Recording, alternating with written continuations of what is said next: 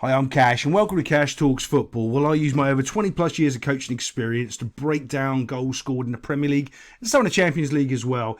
I use my 20 plus years to sort of give you a better insight than some of the Muppets do on TV, because genuinely they don't know what they're talking about and they lead you astray. If you're trying to use any of their knowledge to become a better player or a better coach, it's just not going to happen. So here I am trying to hopefully teach you something, or maybe you're just going to laugh along with me.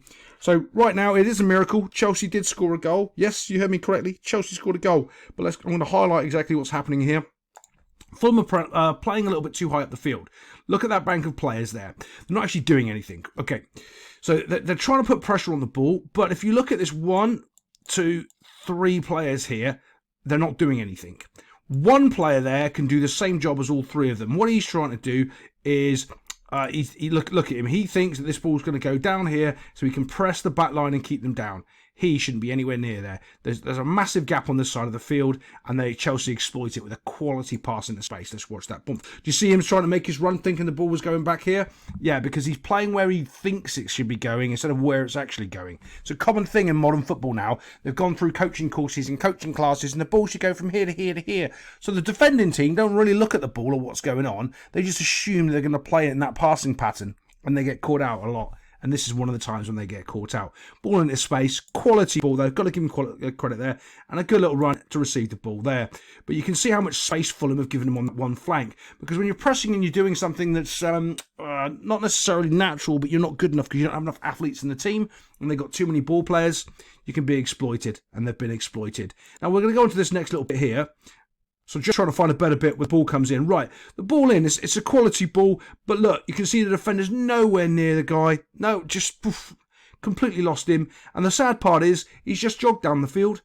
He could have been easily with him, and he isn't. He didn't watch him. And if you watch any of my other videos, when if you want to watch Man City, they do this brilliantly, their defenders, because they're coached properly. There's a point when the ball is in the air or the ball is moving or they're running, where they're running back to their own 18-yard box, when the defender is constantly looking at the 18-yard box, looking at the ball, looking at the defender, and going through those motions. And if they're not looking at the defender, mistakes like this happen. Now when this comes in, Mudryk's touch is absolutely terrible. Watch this. Whoosh. People are going to think that's a good first touch. It's not. It's absolutely terrible. It's bounced off him and gone 2-3 yards in front of him. That is terrible. Against a more competent team, our little would-be defender here would be nicking that ball off him. Yeah, didn't happen at Fulham, but that isn't a good touch. And he does get a finish though, puts it through the legs, give him credit for there. Bosh, good quality finish, but the touch is awful to set him up for that. That needs to be much, much better if you were supposed to be a quality £100 million player. Yeah, that's awful. Let's get on to the next goal. As always, I'm just going to point out something else. I want to show you exactly why this touch is awful on his chest, okay? People might not quite understand it. So here's the issue. He needs to be chest hit, right? He's not. 1, 2, 3, 4. See how many steps he's taken when he's chested that down? I think it's at least 4. Let's count again. 1, 2, 3, 4. Bang. Yeah, hits it. That's way, way too long. 4 steps to strike the ball when he should have it should have been straight on his chest, at pace, bump, touch, smash. Wasn't. That isn't good enough, especially at this level. The keeper almost got it because the touch was too far in front of him. How do we know it was too far in front of him? It took him 4 steps to get there. Let's get on to the next goal. Again, we're playing hipster football, passing out the back, and of course they don't really know why. So here's the problem. The guy is facing the wrong way. This guy's facing the wrong way. As I always do, that is where his head's facing. There's his shoulders. So when he receives the ball, that's where he's passing to. He can only go there. His shoulders are there. He can't really receive the ball because his body's position is terrible. He wants to have his shoulders there and his head there, facing down the field that way.